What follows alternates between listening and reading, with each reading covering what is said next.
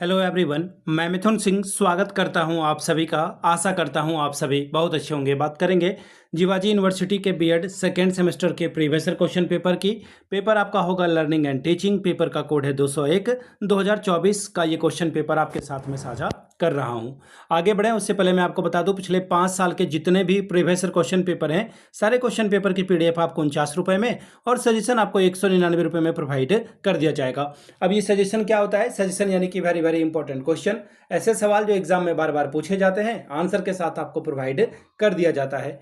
अब जिनको सजेशन लेना है तो मैं आपको बता दूं, सजेशन हम लोग पिछले 10 साल के पीवाईक्यू को स्कैन करके तैयार करते हैं। जो इंपॉर्टेंट सवाल है उसे यहाँ पर रखा जाता है। दूसरी बात, आपका जो लेटेस्ट एग्जाम पैटर्न है, यानी कि हाल के साल में सवाल किस तरह से पूछे गए हैं, उसका ख्याल यहाँ पे रखा जाता है। तीसरी बात, आपका सिलेबस क्या है, सिलेबस में कौन कौन से टॉपिक हैं, उसको हम लोग जो है तवज्जो देते हैं। और आखिर में खुद का मेरा एक्सपीरियंस, मैंने बीएड एमएड कर रखा है और पिछले 2-3 सालों से अलग अलग यूनिवर्सिटीज़ में बिहार, झारखंड, एमपी, यूपी, हरियाणा, छत्तीसगढ़, इन जगहों पे मैं सजेशन देने का काम कर रहा हूं और काफ़ी अच्छी सफलता मुझे मिली है। अगर आप भी सफलता के भागीदार बनना चाहते हैं तो यहाँ से मेरी ईमेल आईडी आप देख लें, yourmithunsingh@gmail.com पे आप मुझे मेल कर सकते हैं। इंस्टा पे अगर आप हो, डू फॉलो मी @imithunsingh। बाकी आप मुझे व्हाट्सअप कर सकते हैं 7979054474 पे। तो चलिए आगे बढ़ते हैं और लर्निंग एंड टीचिंग के क्वेश्चन पेपर को हम लोग देखेंगे कि किस तरह का सवाल यहाँ पर पूछा गया था। यहाँ से आप देख पाएंगे, ये रहा आपका पेपर। यहाँ से आपको पेपर दिख रहा होगा,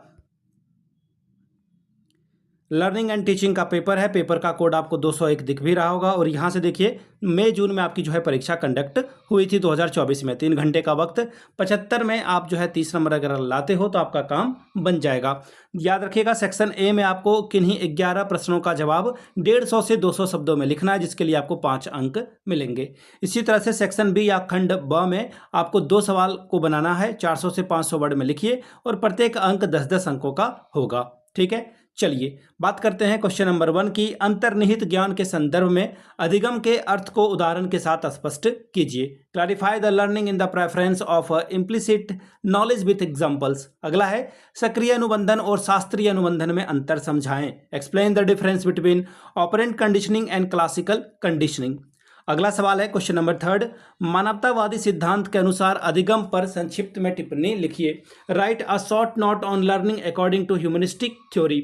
अगला है, सामाजिक संरचना उपागम की अधिगम अवधारणाओं का वर्णन करें। Describe the learning concept of social constructional approach to learning. 5वां सवाल, व्यवहारवादी अधिगम सिद्धांत के आधार पर अधिगम में अधिगमकर्ता की भूमिका को लिखिए। Write the role of learner on the basis of behaviourism theory of learning. अगले सवाल की ओर हम लोग बढ़ते हैं। सह अधिगमकर्ता के रूप में शिक्षक की भूमिका का वर्णन करें। Describe the role of a teacher as a co learner. सवाल नंबर 7, ज्ञान के ग्राहिता संरचन सचरण का अर्थ सहित उदाहरण स्पष्ट करके बताइए।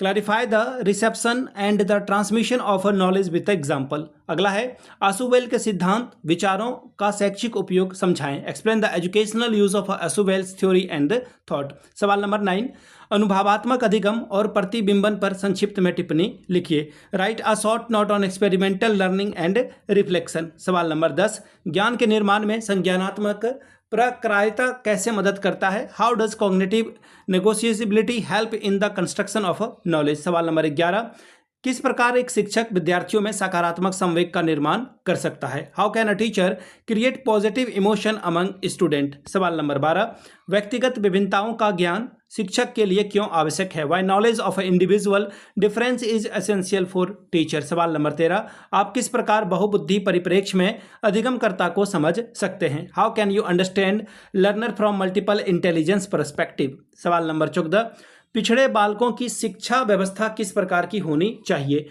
What type of education should be arrange for backward children.